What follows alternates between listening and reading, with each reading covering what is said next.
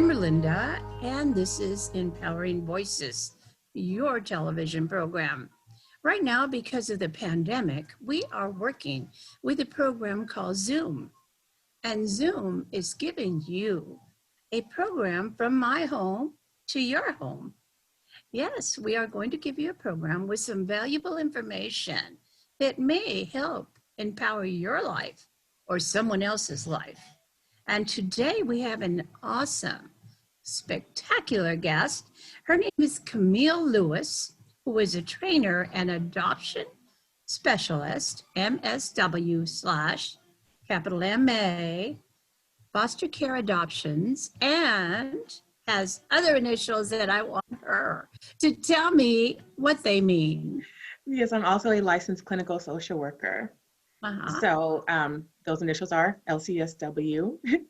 So that just means that I am able to do lots of different types of social work and mental health services. So I'm just able to greater serve the populations that we work with. Really, that's wonderful. Now, foster care is the title of our program today. Yes. And you being a specialist, we are very lucky to have you. Thank you so much. Thank you for having me. I'm excited to be here. Being with us, because people at home need to know, what is foster care? And possibly they might even think about being a foster care parent. I'm going to tell you right off the bat, I was a foster child. I was a blessed girl, I'm going to tell you. I had the most beautiful family in Bakersfield, and they were wonderful, phenomenal people. To this day, I was 10. I'm not going to tell you how old I am now. I mean, I maybe 39. If that. However, it's a fabulous program. Now, I know you hear about some cases, kind of unique, but this particular program that I am, was part of, it was fabulous. And I understand yours is too. Why foster care? Why do children need to go to foster care? Well, unfortunately, sometimes there are unhealthy home environments and unsafe home environments. So when our children are in those environments, sometimes they need to be removed from those environments for a period of time. And that's where foster care comes in. When those children need to be removed from unsafe or unhealthy environments, they need a safe, stable place to be while their biological family or their caretaker, whoever they're living with, while they are able to address the unsafe things in their environment. So the purpose of foster care is for the child to reunify and go back home. We sometimes don't hear that side of it or see that side of what happens, but that's the initial purpose, is to give the parents the space and opportunity to address the things in their environment that are making it difficult for them to parent their children. Right. Now, 59 years later, I was 10 about, 59 years later, it really made an impact on my life. Yeah, well, we really try to make an impact on the children that we serve. All of the children that we serve have a history of trauma, which means that they have all gone through some traumatizing things. Yes. And they have gone through those things at no fault of their own. And so we want to give or provide a stable and loving environment for the child, because even though they're not at fault for what's happening to them, they're the ones who suffer the most. So we really try our best to make our program beneficial for those children. Right.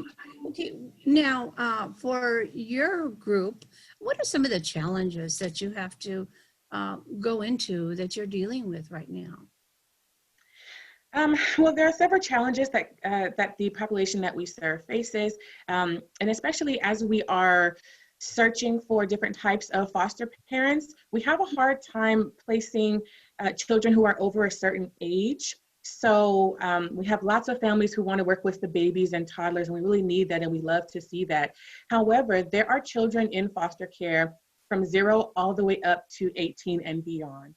And we have a hard time serving those children who are over a particular age. So that's one of the primary challenges that we serve. One of the challenges that we face.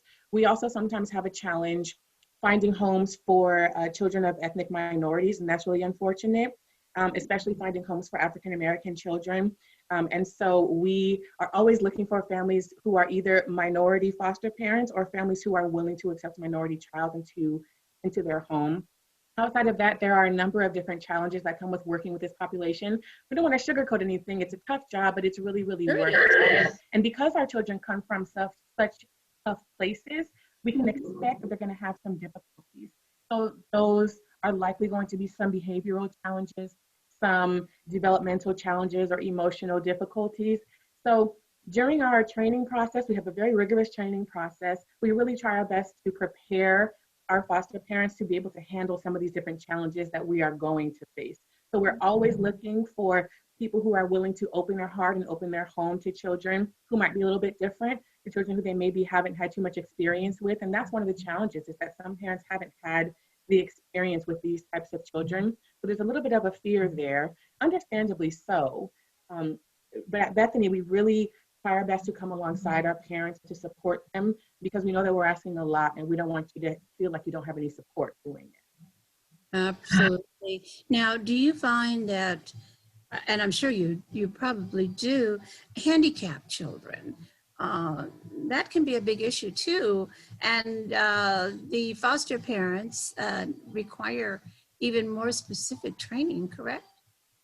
Right. So in our program, we don't have the capabilities to have medically fragile children or those who are physically disabled, because they require that special training. Oh, I see. Okay. So most of our children do not fall into that category, but those children also very much need places to be and very much need a home. And so as we're moving forward, we're always looking for ways that we can add and supplement to our training so that we can serve more children. So it's my hope that in the future, we'll be able to serve more of those types of children. But right now, we don't really have the capabilities for physically disabled, maybe a little bit, but there are a certain category of children who we call medically fragile, and they need a whole lot of medical attention. And because of that type of medical attention, our parents are not medical professionals. So we don't expect them to be able to act in that capacity. But our children do have other types of challenges. I don't know if I would use the word disabilities for them, but they come with, all children have challenges, right? If anyone has ever been a parent or been around children, we know that there are many difficulties, but our children, because of their histories, have additional challenges on top of that. So we really see more behavioral and emotional disturbances than we do physical limitations. So it would be a little bit of the mental challenge for the child, because what they've seen, what they've been through. Absolutely, absolutely. That can definitely be a challenge for not only the child, but the foster parent, should there be a parent who receives that type of child in their home. Now, Northern California and Southern California, is there a different challenge for, the North or the South? Are there different types of challenges for people in California? I can't speak too much to what happens in Northern California. We have several locations in Southern California, so we're really able to cover a vast area. Out of our location in Riverside, we serve Riverside County and San Bernardino County. So we have a really big area that we cover. And so the different counties in Southern California act a little bit differently. So sometimes it's hard to keep up to date with what they're doing in this county and versus this county, and up north versus down here. But I would assume that they have a lot of the same kinds of challenges. Unfortunately, the things that our children experience, children across the world experience. So no one is immune to it. So our children here are unfortunately experiencing abuse and neglect at home, and children in other places, Northern California and many other states that we also serve, are experiencing a lot of the same kinds of things. Right. During this pandemic era, been, quite a long time here, and it's going to continue for quite a longer period of time. What's going on with the program at this time with our children? Well, thankfully, we are still able to move forward. We have still been placing children in homes, because abuse doesn't stop just because there's a pandemic. And so we can't afford to not work, and we cannot afford to not serve these children and families. What's actually happening is that because people are stuck at home, some of our kids are in these unhealthy environments for longer periods of time. And sometimes they're in these environments with people who are not the safest for them. And so there's still a great need right now for parents and families who are willing to open their homes to those children. some of the things that we're seeing differently with our children who are already in foster care is that the visits that they have with their biological family, every child in care, most children in care, they still have communication and relationships with their biological family because the goal is for them to be returned home. And part of that is that they have at least weekly visits face-to-face with their families. But right now, because of the pandemic, we're not able to do that. So we've had to transition to doing our visits over video chat. And that's been a bit of a struggle for our children and for our foster parents to cope with. But we are still pushing forward and we're still doing our very best to serve these children. Right, wonderful. Now, a viewer right now, watching this program, suppose they get in their mind that they want to be a foster parent, excuse me. What would that consist of? Well, becoming a foster parent, there are a lot of different steps in that process. Mm-hmm. One of the first things that you need to do is there is a good amount of training that we give, because we know that our children that we serve are different and they have different needs. So we train our parents to be what we call trauma-informed. Trauma-informed means that you use what you know about what this child has experienced to inform the way that you parent and to inform the way that you interact with them. So the example that I give a lot in my classes is that if you know that, let's say for instance, hypothetically, if you know that I was hit by a car and you and I are walking across the street, you're going to be much more patient with me if I'm hesitating to cross the street because you're aware of my history.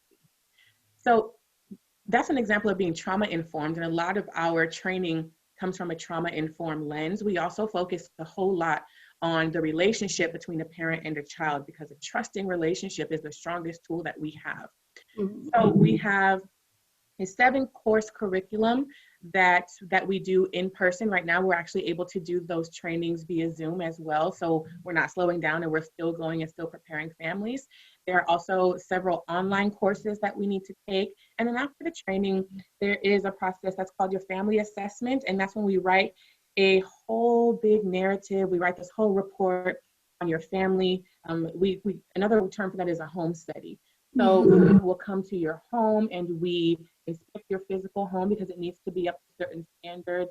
And then we write a whole report about you and your family. We really want to know who you are as people and how you came to be who you are. And we use that in order to place a child in a family that is best for them.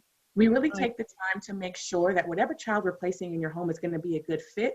Because what we don't want to happen is for us to place a child in your home and it's not a good fit, and then 2 or 3 weeks later we have to come and move them again. Because every time a child moves to another home, that's more trauma and they are experiencing more grief and loss every single time they move.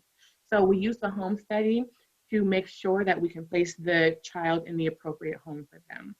And then once the home study is written and completed, then the county that you reside in will have to approve of that home study and of that packet. And then once that's done, then you're able to accept. Oh, wow. Okay. Give or take, how long does a child get to stay in a foster home? Well, it really varies. It's tough to say because every case is so different. Sometimes it's just a few weeks. Mm-hmm. Sometimes it's more than a year. So it depends on what's happening with that child's family and what's happening with the case there. Mm-hmm. If they are still working towards reunification, or if we're no longer working towards reunification, and it's at that point the child becomes adoptable. So sometimes families are able to adopt children from foster care when they're not able to return back home. So the goal is always reunification, but unfortunately that's not always able to happen. And when that's not always able to happen, we still want to be able to give these children a family and a safe place to call home. So that's when the case would transition to adoption. So I think maybe on average, we see children in placement for up to 9-ish months, maybe. It's really, it varies a whole lot, but foster care is meant to be temporary. So that's one of the tough things about being a foster parent, is that you don't know how long this child is going to be in your home. And so what we say is that you're just going to love and parent this child to the best of your ability for however long they're here. Right. I was in that foster care home for almost 8 months. Okay. I didn't want to leave. I was in absolute heaven. Oh, good. It was so amazing. those people were just a wonderful family. We like to think that we have a lot of wonderful families as well. That's always the goal. I tell my families in training, if you're not sad when a child leaves your home, then you did something wrong. Not because we don't want them to go back to their families, but Yeah. because for the time that you had them, we want you to be that connected to them. But of Yes. course, you're going to miss them because you love them. We miss people that we love. So that's Yes. the feeling that we should have at the end of foster care. Right. We're able And to you still think about them. I see, you see, and these are the stories that we love, and this is the kind of impact that we really are hoping to have on these children's lives. Yes, yes, I'm sure you do. Now, let me ask you one question that some people are curious about. Is Okay. stipend that's paid to the foster parent, how are the kids' expenses met? So there is a monthly reimbursement for every child, and there's a range of reimbursement depending on the needs of that particular child. So we know that the reimbursement that you receive is not enough to provide all of the care for the child, but we want to try and offset some of those costs because there are lots of different expenses that can come with raising a child. So every month there is a reimbursement for every child placed in your home. It's not income, but it's to provide for the needs of the child. Right. So it actually kind of provides a loving child to the family as well as a home to that particular child. That's the hope. That's always the hope. Yes. Yes, yes, yes. Now, what would you say to a viewer right now about why they should be a foster parent? I mean, besides me as an example. Well, I think that in general, people really want to help, and there are many different ways that you can do that. And we don't often think about this particular way as being a way that we can help. But you should think about doing it if you have a loving home. That's really all it takes, because that's what someone else needs. We don't always have to give hundreds of dollars of donations. We'll take those too. Yes. But these are some other ways that we can help. If you have a loving home, there is somebody out there who doesn't. And if you really have a heart for service, and this is a really great way for you to serve the people who really, really need it. Right. So if you are someone who likes to, who wants to serve, and if you're somebody who has a loving heart and a loving home, then we need you desperately, and we'll be happy to have you. Wonderful. So tell me again about your group. What is it called and where is the location? We are called Bethany Christian Services. We have a location in Riverside, and that's the location that services Riverside County and San Bernardino County. We have several other Southern California locations. We have another that does foster care out in Camarillo, and then we have another location in La Mirada as well. We have locations all across California, but not all of them do foster care. Go online. Our website is www.bethany.org. And on our website, there's a list of locations by state. So you just go to the state that you reside in. We're in California, and then you'll be able to see all the different locations and the contact information for each location. So depending on where you are, it's going to be a different number. So I would say that the best way to get in touch with us or to find out how to get in touch with the appropriate people would be through our website. Thank you, Camille. You're wonderful. Thank you so much. All the staff that has been working with us to put this program together. They also did an amazing job and found the perfect person. Oh, thank you. Thank you so much for having me and for giving us a platform to talk about this work that's so necessary right now. Absolutely. And I want to thank you. Continue with that particular job and continue helping the children. I'll do my very best. Thank you, Erlinda. You're welcome. You're welcome. All right. Empowering Voices. This has been your program, your Zoom program. One day we'll be back, sometime maybe in a month or two. We'll be back at the studio. But meanwhile, we're still giving you what you need, information. Don't forget, Bethany Christian Services is there for you. Yes. Look it up and see if you can help. Until next time, I'm Erlinda. Take care of yourselves. Take care of yourselves.